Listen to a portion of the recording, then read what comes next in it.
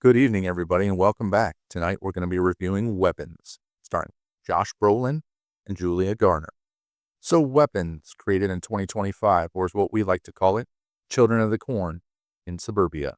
Everything's calm in small-town USA until one morning at 2:17 a.m., because horror movies love oddly specific time frames. 17 kids from the same third-grade class pull up a synchronized disappearing act that would make David Copperfield proud. The only one left behind? Alex, that one quiet kid who probably corrects teachers on grammar and collects cursed objects as a hobby. Now enter Justine, the teacher who instantly becomes the prime suspect because she once burned sage in her classroom and said, "Manifest your potential." So the townspeople decide this clearly means she's in a league with Satan. Meanwhile, Alex's dad, Archer, decides to play detective. His qualifications? Well, he doesn't really have any. His equipment? Well, a flashlight and unresolved trauma. He stumbles onto Aunt Gladys, the family's eccentric, witchy relative, who looks like she hasn't smiled since the Nixon administration. And it turns out that Gladys is knee-deep in dark rituals and has apparently been hoarding kids' souls like Pokemon cards, trying to collect them all. But Alex isn't your typical horror movie kid. Instead of cowering, he outsmarts his witchy aunt, turning her own magic against her like a pint-sized Harry Potter with anger issues. The missing kids reappear, mildly possessed and extremely annoyed, and things get delightfully chaotic. By the end, we learn 3 important lessons. 1. Never trust anyone who keeps jars of teeth in their basement. 2. Flashlights solve nothing. And 3. If your kid starts floating, it's time to move, not to pray. Weapons is a supernatural mystery with horror, humor, and a solid reminder that the scariest thing in any neighborhood isn't the occult, it's the PTA. All right, everybody, now it's time to get into the review. And if you don't remember, our review criteria are story and plot, characters and acting, editing and pacing, emotional impact, theme and message, and originality and creativity.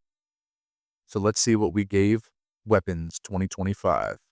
So for plot, we gave it a 5. If the Goonies got possessed by the Exorcist, you'd get Weapons.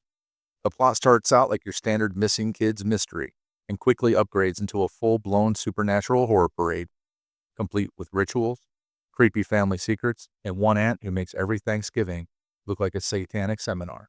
Every twist hits harder than your morning coffee, and somehow it all ties together without losing steam. It's like the writer actually finished their outline before filming. And imagine that, because that's rare in horror these days. So for characters and acting, we also gave this a 5. Kudos to the cast. Every actor delivers like they're competing for an Oscar, as well as a restraining order. The kid actors managed to both be adorable and deeply unsettling. Like if your nephew started speaking Latin mid-birthday party, Justine the teacher pulls off emotionally unraveling really well. I had to check the IMDb to see if she needed therapy after filming. And Aunt Gladys? I believe she deserves her own spin-off. Gladys is a witchin' ain't easy. So for editing and pacing, we also gave this one a 5. Had a really nice flow. Not too slow, not too rushed, just the right rhythm to make you forget you left the oven on. Every scene flows like a well-timed panic attack, and the editing keeps you constantly on edge, unsure whether to grab a snack or your crucifix. So for emotional impact, we gave this one a 4. It hits.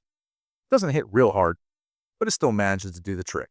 The emotional moments sneak up on you between some scares and existential dread. There's real heart buried under all the horror. Family loss, guilt, and the classic, don't mess with ancient forest lessons. So for theme and message, we also gave this a 4.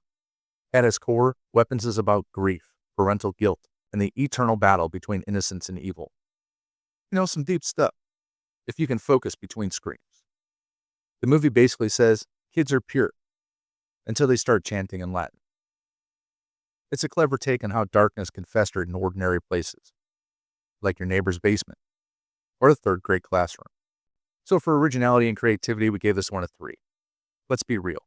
Creepy kids, witches, and suburban horror aren't breaking new ground in the horror industry.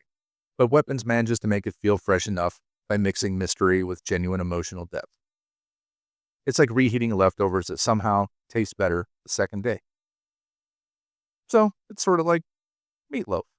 So the Rotten reviews gave this one a 93%. We weren't so nice on this one. Our score only came out to about 87. The Weapons is chilling, smartly crafted horror flick that proves you don't need endless CGI or jump scares every 5 seconds to terrify the audience. You just need one witchy aunt, a possessed third grader, and a town full of people who make really horrible decisions. Weapons teaches us an important life lesson.